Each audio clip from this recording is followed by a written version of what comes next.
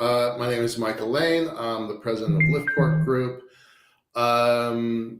We have been doing these shows for about 5 months now, so twice a week. We just started getting things up onto Spotify, so pretty happy about that. That's kind of a new development for us. So look up DareGreatly space in Spotify, and we're on a bunch of other platforms also. I just don't know what the platforms are just yet. We haven't got quite all of them. I think we're up to 5 of the top 8 or something like that. So pretty happy about that. I just listened to 6 of the 7. I think they're terrific. It's funny because I was there. I was doing the interviews with these people, and yet while I'm in the interview, there's other things going on. There's stuff in the chat. I'm trying to find links. I'm trying to do support and background stuff while I'm being the host. And so I missed stuff. So even though I was actually physically present for all of those interviews, re-listening to them was really kind of cool. I learned a lot. I learned a lot from those episodes. So what do we have? We have 2 episodes with Dr. Roger Lanius. He is the NASA historian. He was, he's retired now. He was the NASA historian for about 15 years. Then he went on to be the curator, associate administrator for the Air and Space Museum. So that's pretty amazing. His career was pretty awesome. So his interview is quite interesting. It was so cool having him on our show that we asked him back immediately after. So he came on just about 2 weeks back to back, I think. Maybe it was 3 weeks back to back, but we brought him on twice. The first episode was talking about his own history and how he operated at NASA and the Smithsonian Institution. And then the second episode was really talking about what happens next, using history as a lens for the future. And honestly, I think they're both really quite fascinating. So I really recommend that. We had an extra long episode with James Burke. He's the executive director of the Mars Society. We had some technical issues with his program the first time. It got cut off about 15 minutes early. And we didn't cover everything that we wanted to cover. So we brought him back a couple weeks later, had another interview. So that one's also a long interview. It's pretty cool. He gets into some details about Mars Society membership, what's happening in Australia, what's happening in Mongolia, what's happening in the very far north of Canada, the Arctic Circle, what's happening at Mars Desert Research Station in Utah. It talks about the fund for the future, and this is a space show about the money of space. So he talks about the budgets in the Mars Society. Pretty fascinating stuff. I'm a big fan for sure. The other 3 episodes are kind of our normal programming of about an hour. We've got a space investor, a venture capitalist from space, Raphael Rodigen, coming at 1 o'clock in the morning his time from Zurich, Switzerland, talking about his investment thesis and what he wants to put money into and what he's already put money into. Certainly, I think a conversation like that is super important. Michael Doyle, we just today finished the event that Michael Doyle's talking about. So he's the president of Space Northwest. It's a local community group that focuses on the space commercialization effort in the Pacific Northwest. But they've got national reach, and I'll tell you more about that in a minute when we get into our main programming. And then finally, Laura Forsick just went up today. She is an analyst. She runs a company called Astrolytical. Her background's fascinating. When she was younger, in an earlier iteration of her life, she was the gatekeeper to the International Space Station. So who got to fly and what got to go up there is a pretty big deal. So fascinating lineup. That's just 7 of our episodes. We have nearly 10, 15 more to go. So we have a bunch more to post. I told you they're on Spotify. It's also on Apple, Google, and Amazon podcasts. So just type DareGreatly space, and it should be pretty easy to come up. We've had some both positive and negative feedback on the name DareGreatly, and one of the things that's negative is that it's really hard to brand and own because other people think it's a cool phrase also. So you do have to look for DareGreatly space, but that'll work and it'll be great. And I really love your feedback. That would be super useful to us. So please go grab it, download it, subscribe, and let us know what you think. That would be terrific. Thank you very much. All right. That feels like a long intro for today, but let's get into kind of the meat of this. Our show is that intersection of space, money, capital, finance, logistics. It's also about policy and infrastructure development. And we kind of have 3 formats, right? We have a guest speaker sometimes, we have a news roundup, and we have a policy segment. Well, today is a weird day because we have a show that's a little rough around the edges, and I'll tell you why.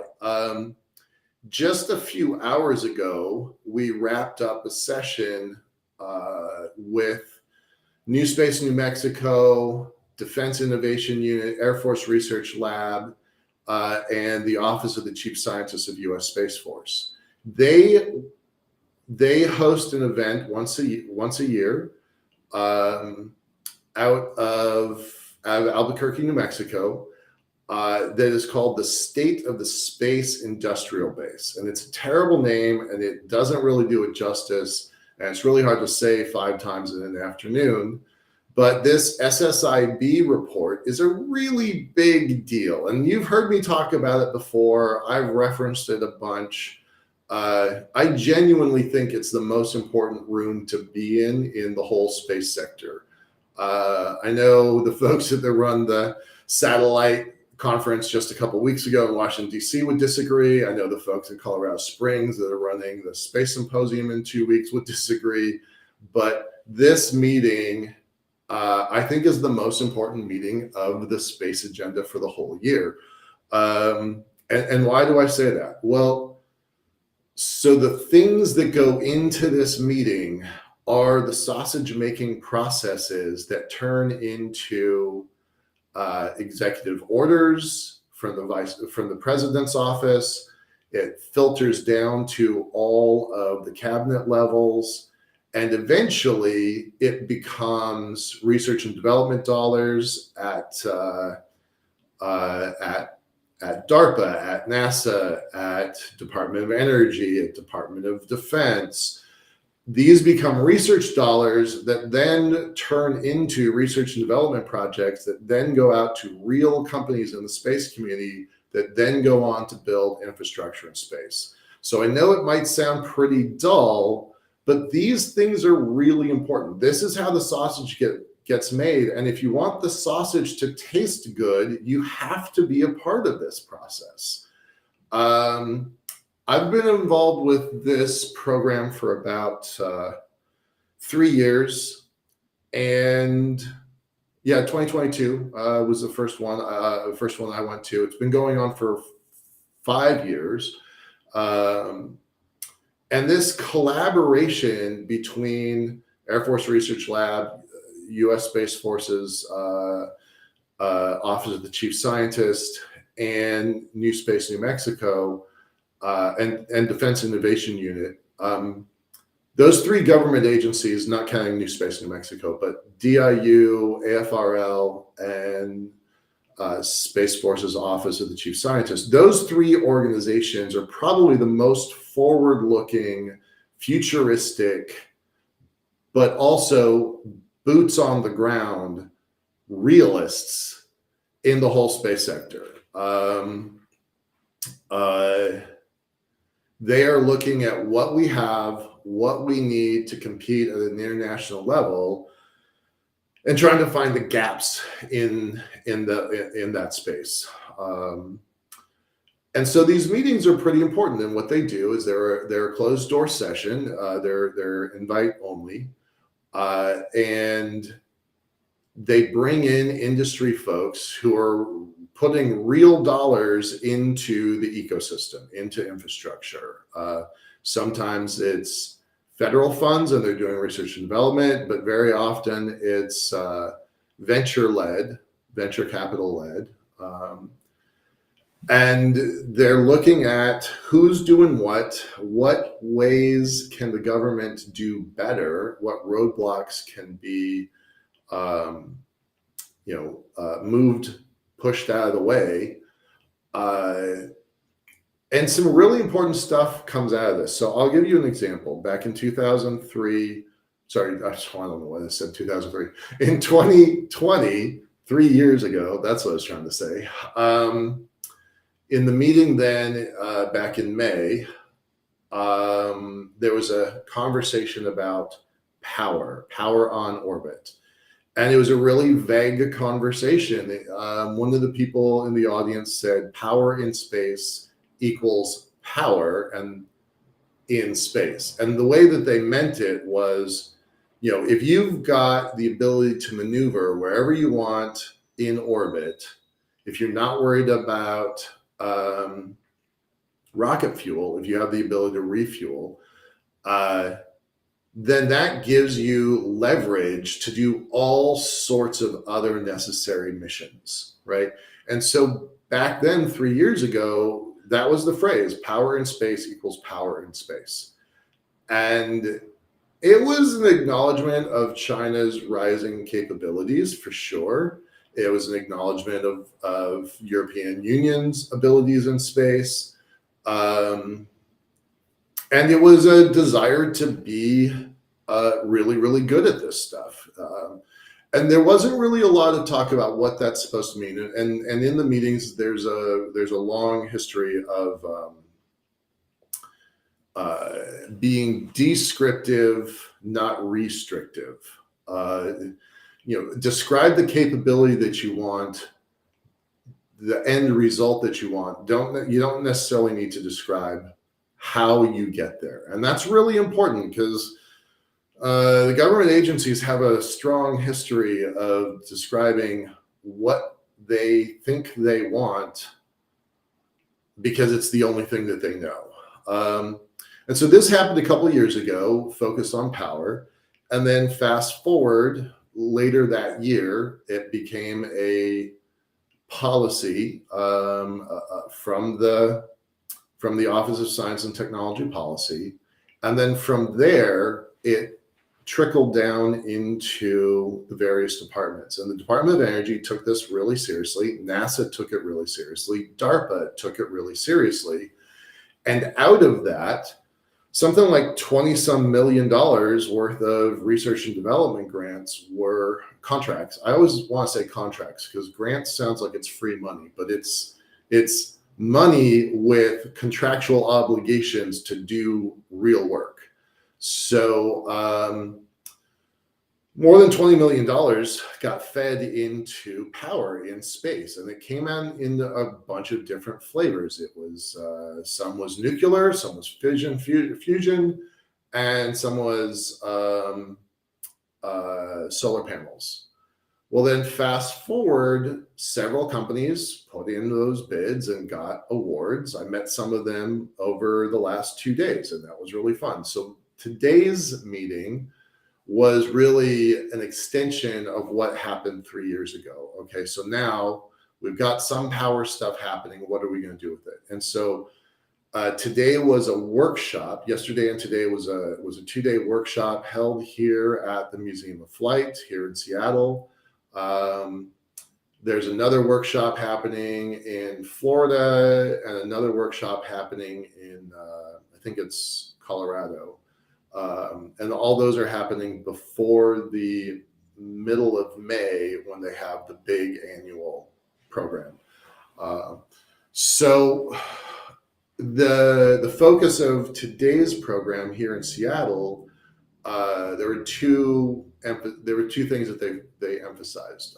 One was power and propulsion, and then the other one was what's called hybrid architecture, which I think is a terribly confusing name, but what it really means is internet in the sky. How do you get broadband internet in the sky, and then from the sky down to the ground, or from the sky to different orbits, or from the sky down to the moon? So how do you build the infrastructure, the communications infrastructure for space? I was not a part of that second one at all. As fascinating as I think that topic is, as vitally important as I think that topic is, I was not a part of that one. I spent the last 2 days focused on power and propulsion. And y'all that don't know me, I don't know power and propulsion. That is not my field, right? So there was somebody in the room that said they were feeling kind of dumb because they weren't nuclear physicists. They were merely rocket scientists. And I thought that was pretty funny, especially because I'm not even a rocket scientist. I'm just a biz dev guy, business development guy. So what was I even doing in the room? I had a lot of perspectives that were pretty important and taken into consideration. Most of my conversations were about money and process, where everyone else was talking about their specific technologies. But that's what this meeting was all about, and it was really great. I don't know when they'll take the information from this one, condense it, present it middle of May into the larger audience, into the larger ecosystem. And there must have been 70 to 100 people over the course of the 2 days. So small, it was small. There were 25, maybe 30 people in my room on the power and propulsion section. So, pretty smart folks really contributing to a very specific agenda. And they, like the Defense Innovation Unit you would expect, they run it with a certain military precision, which I definitely appreciate, being a former corporal of Marines. So it was a really good meeting. There was a lot of stuff that came out of it. I would love to show you the slides of it. It's a little tricky. What I can do is read pieces of it. And I don't really think that's how I want to do it, but that's what I got. So let me see if I can get you this. Give me 10 seconds here.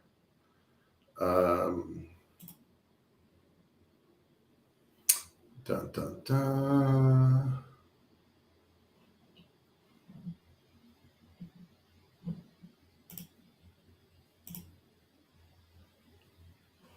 Okay, let me just see if I can get these to happen.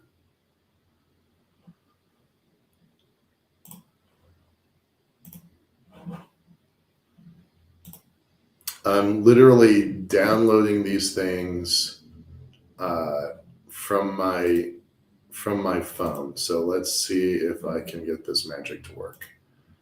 Sorry, just give me a second. Nope, that did not do it.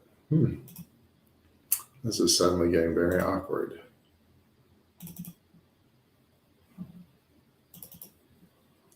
Well, drat. All right. Well, let me read something, and then from this, we're going to talk about the pieces of it. And I'll try and put it on screen while we're talking, but that's a different problem. Okay.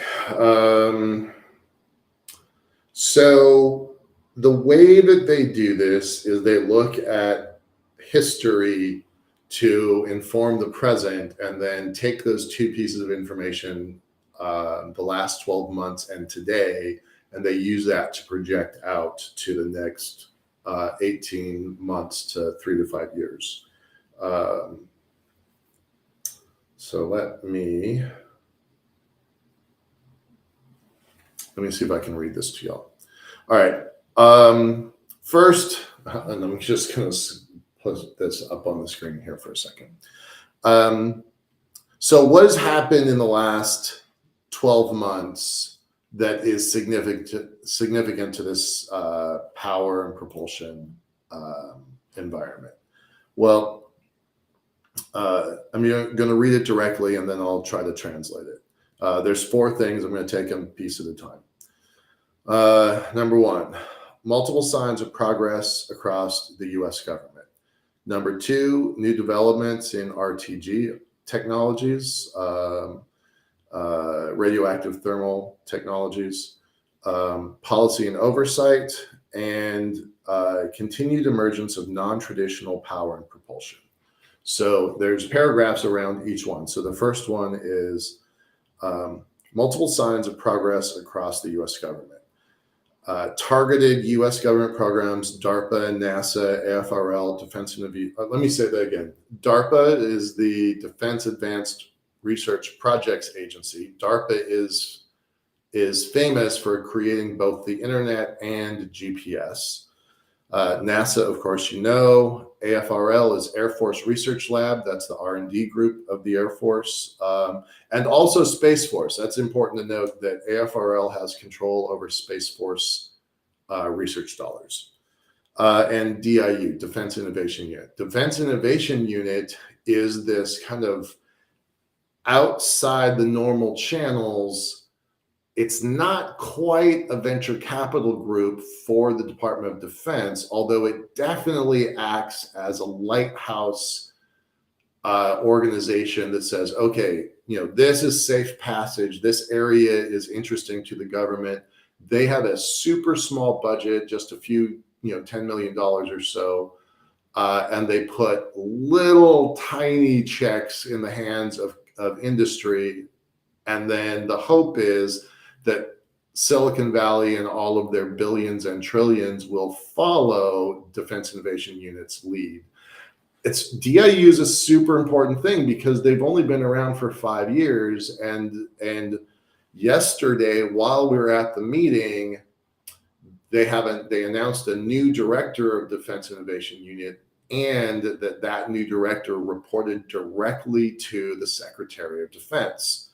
So the room that we were in yesterday, it goes, us to General Buto to the Director of Defense Innovation Unit, Director of Innovation Unit goes directly to the Secretary of Defense. Secretary of Defense goes directly to President Biden. So pretty short chain of command for the folks in the room there. So going back to this, multiple signs of progress across the U.S. government, targeted U.S. government programs, DARPA, NASA, Air Force Research Lab, Defense Innovation Unit, signify a cultural shift towards advanced nuclear power propulsion, advanced nuclear space power and propulsion. That's an important line to put in the space piece. Focus lines of effort aimed at maturation and validating operationally relevant demonstrations. Demonstrations. I can't tell you how many times we heard demo. Let's go build something and then show that we can build it and go get customers. U.S. Space Force's tactically responsive space line of effort, along with maneuverability, requirements of spacecraft, drive the need for low-cost, available, low-maintenance handling propellant systems for propulsion. So they're like, look, the tech is out there, it's getting better. We need to expand on these research and development projects. So that's been happening. There are programs of record in these 4 agencies, and so they are maturing these technologies. So the next thing is new developments of RTG technology. Honestly, folks, I'm not gonna sit here and BS you. I did not know most of what they were talking about. They were talking about radioactive isotopes, and this one is better than that one because of this other reason, and we don't want highly enriched technologies because that could be weapons class technologies. What can we do? So I will read this stuff to you, but I'm not going to pretend to understand it. AM 241, which I learned was americium. I didn't learn that. I knew that. AM 241 baseline for ExoMars. So that's a mission that's out there now that the Europeans are working on. And that the NASA Office of the Inspector General radioisotope program report was very strict, very strong, basically saying NASA's not keeping up. And then there's rising domestic and international interest in non-plutonium RTGs, radiothermal generators. So this area of the conversation, I followed along, but this isn't an area I'm paying a lot of attention to. So I really wasn't aware of the news in this sector. It's fascinating. I had no idea this technology was moving as quickly as it was. The next thing, and again, all this stuff has happened over the last 12 months. So the next thing is policy and oversight. Coordinated activity to drive executive orders, and they list several executive orders, so that's pretty important. But they want to change executive orders into long-term legislation. So if it's just an executive order, that can be changed by the next president. That can be changed by the next policy. So what they want is they want it codified into federal law, and that can only happen at Congress. So I thought that was a really interesting distinction. I guess I knew that intellectually, but I had never been in a situation where it was important to me. So that was actually, I learned a lot from that part of the discussion. There's continued activity to define and implement ground rules for these policies. The Artemis Accords are a big help. Codified Space Force doctrine that will be addressed through additional power, advanced power and propulsion. And then there's a rising interest in resolving isotope supply chain issues. Oh man, they talked about supply chain issues over and over and over again. Again, not an area I'm very familiar with because we're not doing that kind of research. In the Seattle region, we have the Kent Industrial Valley, just a few miles from here. And we're really used to having some of the best mechanical engineering folks in the world right down the street from us. So it was kind of surprising to hear.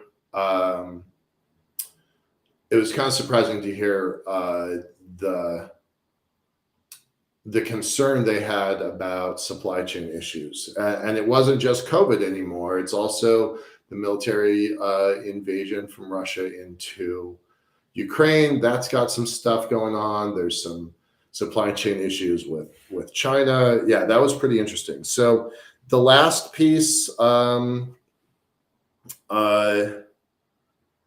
continued emergence of non-traditional power and propulsion. So that is starting to bubble to the surface. There's a lot of technologies. I'm going to skip that and move to the next piece. So that's all the stuff that was happening in the last year. And then challenges and issues that we're dealing with today is there's a problem, interest versus demand. Again, I know you can't really see that, but maybe people want to freeze frame that. There's, I kind of love the idea that there's They call it innovation in deep tech tourism does not stimulate big bets or lead to gated development programs and or meaningful contracts. What they're saying there is that, and I really hammered this part home, is that the SBIR, STTR programs are fundamentally broken, and that what they call deep tech tourism, what that means is like, okay, we're going to put a little bit into here and a little bit into that, and a little bit into this other thing, and they have diluted the money so much to so many different things. Somebody called it getting a merit badge. It didn't really have a lot of impact or meaning. They just give out these contracts without any sort of like forethought about what they will do once they complete that 30-day, 60-day, 90-day, 180-day contract. And that's what they mean by tourism, deep tech tourism. I'm not going to get into the weeds about the difference between TAC-FI and STRAT-FI, but I will tell you that those are programs that a private company like us could tap into. It's a government matching program where if we go and find $1 of private capital, the government will put $2 of private capital into a contract. That's giant. What venture company doesn't want that? Except there's only one path into it, and it's super restrictive. So can we get that expanded? There's talk about instability in residual COVID issues, military conflicts, high demand. There's financial uncertainty for capital investments. The interest rates, for a conference that was supposed to be focused on advanced technology, propulsion, and energy, we spent an awful lot of time talking about the business of our businesses. There were probably, with the 25 to 30 people in the room, it probably represented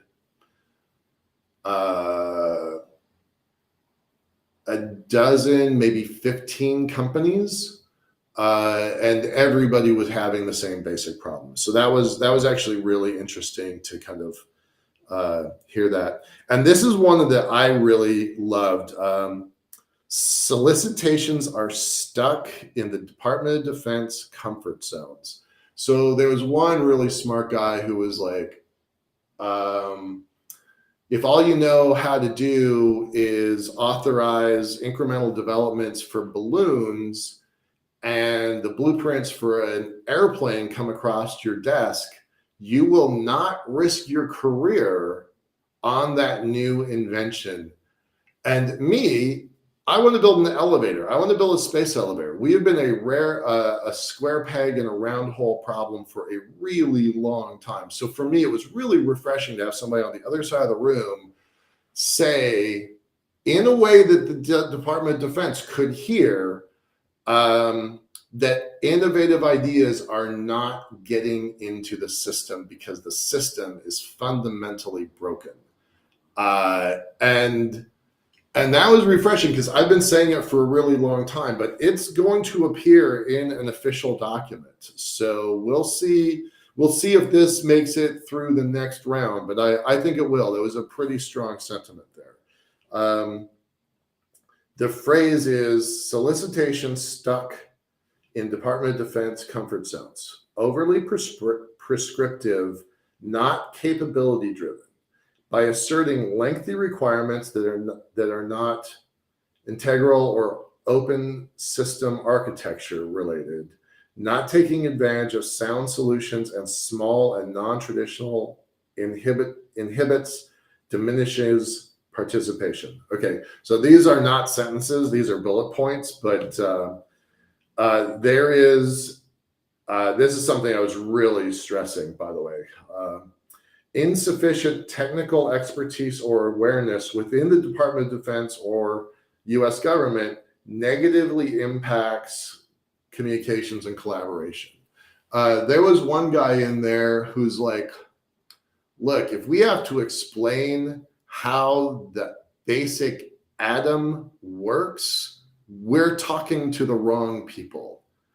And that's true. Okay, so how this is happening traditionally is that in our case, the Office of the Chief Scientist of U.S. Space Force writes a technology roadmap. That's what he wants. That's his plan for the future. And there's a classified version and an unclassified version. So this unclassified version makes its way down from the Office of the Chief Scientist down to the generals, to lieutenant colonels, to the majors. I missed colonel there. From the office to the generals, to the colonels, to the lieutenant colonels, to the majors, to the captains, and God forbid it lands on the desk of a lieutenant somewhere.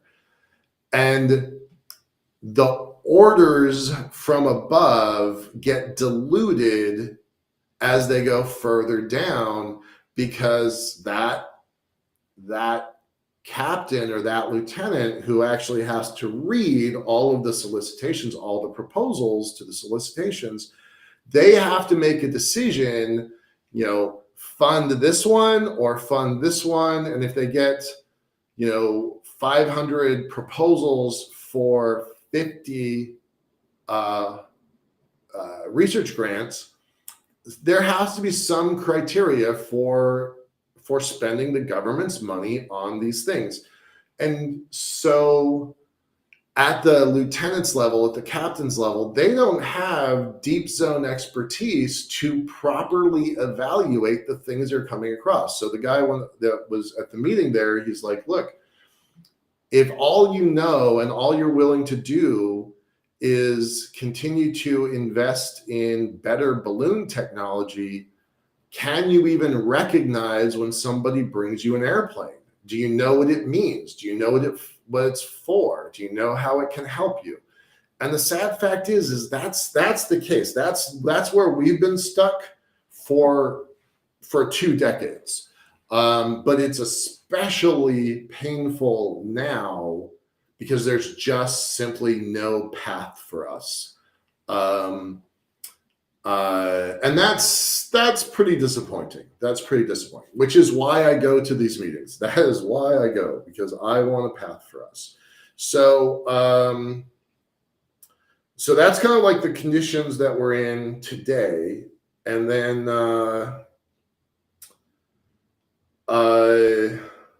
whoops, wrong one. And then they have kind of recommendations, like, okay, well, where do we go from here, right? And I'm going to kind of read through these. There's actually quite a few. Funded flight demos exhibit operational utility. One thing that they're worried about is any nuclear event that happens in space or on Earth could reinvigorate fear of all things nuclear. There was a conversation in the meeting about how an earthquake that led to a tidal wave that led to the reactors in Fukushima being flooded set the whole nation of Japan's nuclear program back 20 years. And the idea of putting nuclear, reactive material into space to expand our space capabilities, there's definitely some folks that do not like that plan. So we have to kind of really be careful that there's no accidents. And even if it's not us, even if it's not the space community, even if it happens on the ground, it's still, there's still folks that are really afraid of that. So, we talked a lot about multiple commercial heavy launch systems. That was super fun. Everybody in the room kind of took that as a given, right? That there's the 2 big ones, New Glenn and Starship, and maybe three big ones, Falcon Heavy.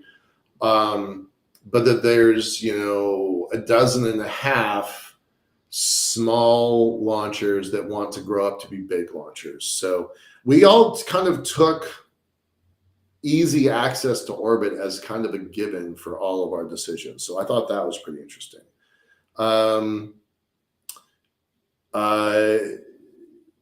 We talked a little bit about existing government programs decide to move forward.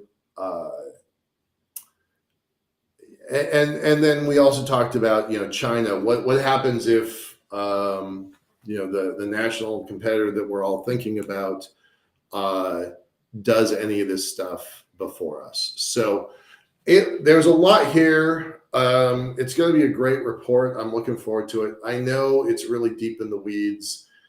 You know that we get deep in the weeds in this show because the weeds are important. The weeds are where the research and development happens. It's where the money comes from, is by rooms like this. So I'm gonna cut that off now. I think we've covered as much as we can possibly stand from it.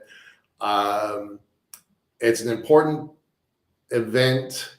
It's a part of a larger system. The rest of the system will take place in about 6-7 weeks. I'll share more when I've got more. There's definitely going to be a paper that comes out. There's going to be a summary document. I'm not really sure if it's going to be like rise to the level of being a paper, but there will be a summary document that goes out. I took a ton of notes. I'm not going to get into that stuff now. But it was cool. And you know what? It was fun. It was neat because I told several people over the last couple of days, we have not done any work on the lunar elevator in 3 years, since the minute the pandemic kind of took over our lives. And I mean like the world's lives and my own life. I've said many times, we came really close to closing the doors and shutting down. And it was these media projects that kept us alive. So pretty happy about that.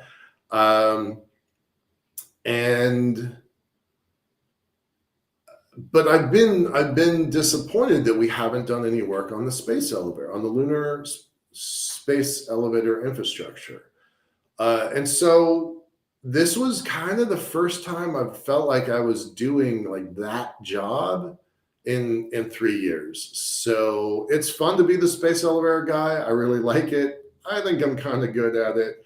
And it felt like I really contributed to this community from a pretty unique perspective, and that my perspective was heard and was incorporated into these documents. So pretty happy about that.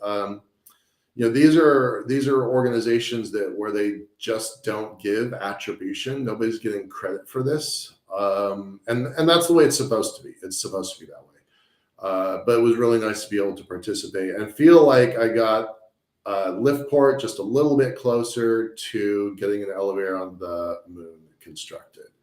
We'll talk more about that in the coming weeks. There is a ton of follow-up from this event.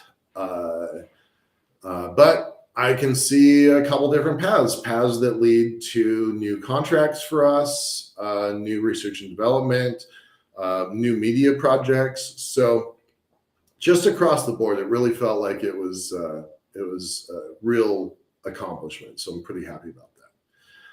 And with that, I'm just going to go ahead and close out early. I don't have a whole lot more to share. I think the whole world knows that that NASA figured out who's going to do the flyby of the moon. So super excited about that. I think that's giant news. I think it's important to everyone. I think it's important to women. I think it's important to people of color. I think it's important to the world that we're going back to the moon. And I'm just really happy for the folks that are going to be on that mission, and that it's one step closer. So I think that the whole thing's exciting, but I don't really have any more to editorialize or add to it other than just that I'm enthusiastic about it.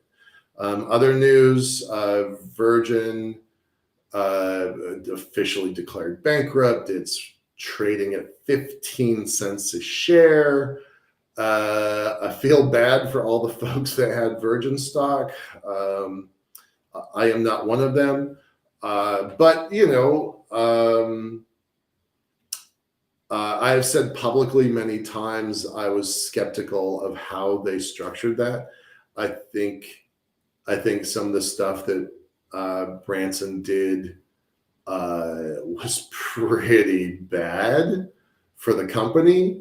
So I'm gonna blame this on one person and one person's agenda, and I only know the information that comes from the news. But that's how I feel about it. So I'm pretty angry about what happened there. I'm sure a lot of other people are angry there. That one feels pretty personal because I was on the tarmac. I was on the field when Burt Rutan, funded by Paul Allen, won the X Prize. And to see, and everybody asks, like, why did Paul Allen spend $20 million to win a $10 million prize? What they may not know is that just a few weeks after that, Branson came in with $100 million and ordered a series of spacecraft, and that was the beginning of Virgin. And then, if that's not enough, about 2 years after that, I think it was the royal Saudi family put another $300 million into it to build out, Middle East assets, right? And so I love the X Prize. I love what the X Prize catalyzed for the whole space industry. So hats off to them.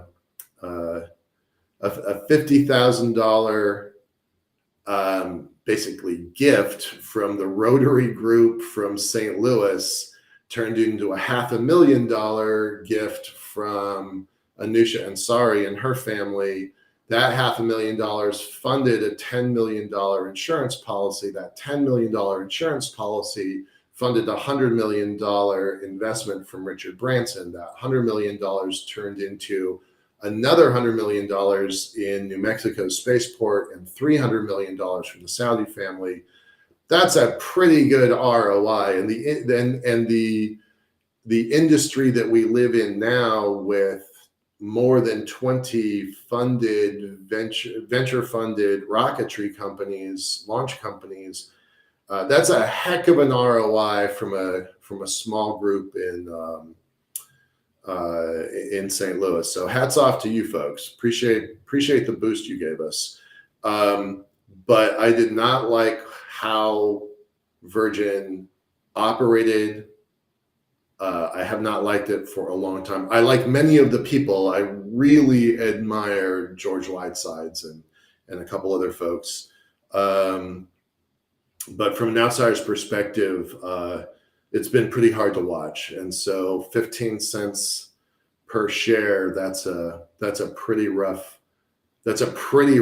ending to a much greater legacy. So hats off to the folks at the X Prize who got this whole thing catalyzed and started.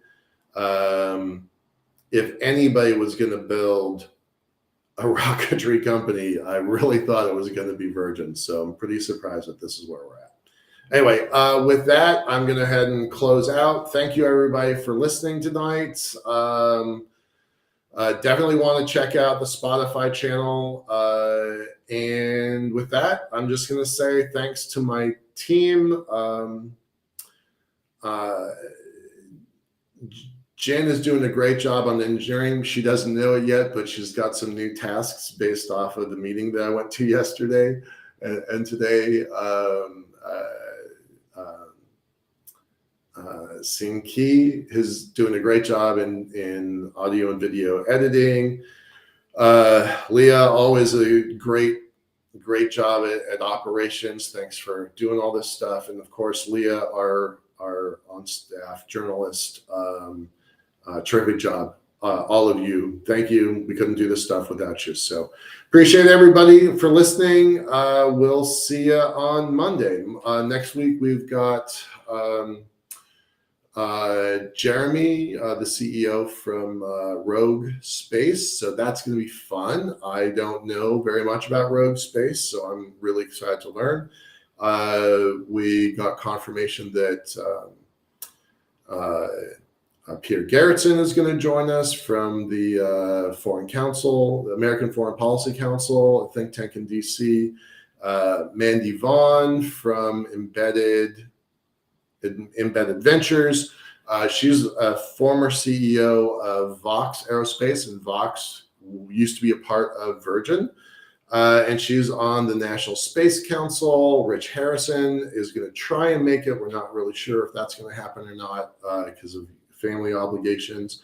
But we've got a great lineup coming up, so just stick with us, and we'll talk to you. We'll talk to you all soon. Thanks a lot. Bye-bye, y'all.